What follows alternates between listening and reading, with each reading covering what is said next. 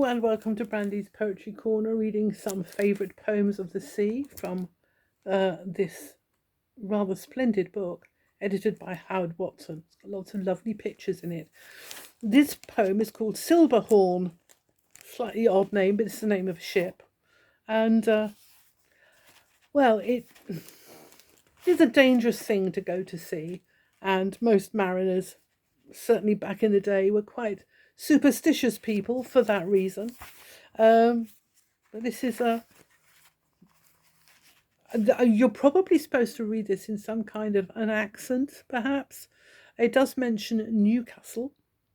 I'm not going to do a Newcastle accent, but I am going to say Newcastle because I know enough people who would not call it Newcastle. But perhaps you can imagine the Geordie accent that might be in this. And it's by someone called Bill Adams. Anyway, so it's called Silberhorn, and it's by Bill Adams. In Dennis O'Halloran's barroom, down by Newcastle Pier. Was ever ye down to Newcastle, lad? I was sitting drinking a beer and treating a girl called Topsy, you know the kind she'd be, when somebody called from the doorway, "The Silberhorn's going to sea." And I rose to my feet to see her, and Topsy I pushed aside, for you'll see no ship like the Silberhorn go out wi' every tide. And I stood at the street side, staring to see the grand packet go by, with the sunset bright on her beauty, and her ensign fluttering high. I saw John Warren, her skipper, wi' his eyes o' windy grey, and her first mate, Willie McDougall, and her second mate, Tom O'Shea, and 8 young bonny apprentice boys waving the girls farewell, and deep from the break of her forecastle came the clang of her big iron bell.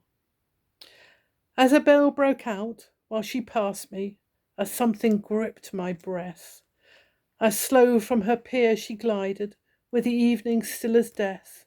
The sun went under a cloud bank, and the dusk came dropping down, and the only sound was the laughter of the girls in Newcastle town.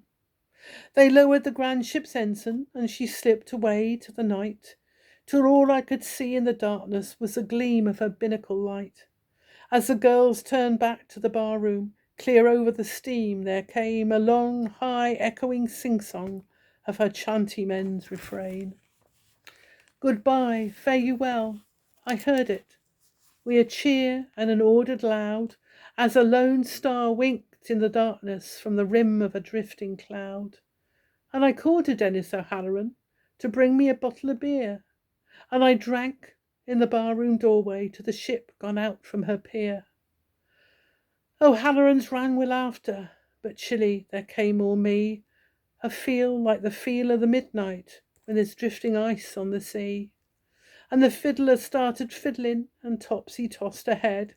"You buy me no drink nor dancers, you acts like a man what's dead." So I called for a bottle for Topsy, and forgot the sailor's way, and never gave thought to the Silberhorn for many and many a day. But when next I heard her mentioned, I remembered the Newcastle pier, and the night when I drunk to her hearties in a bottle of Newcastle beer. Lost with all hands, I read it. Lost with all hands, no more. Never a word of the latitude, how far or how near the shore. Goodbye, fare you well, came ringing, and a cheer and an order high, from the grand fine packet that evening, going out to the sea to die. Thank you. For other poems read by me, look me up Brandy Pearson on YouTube.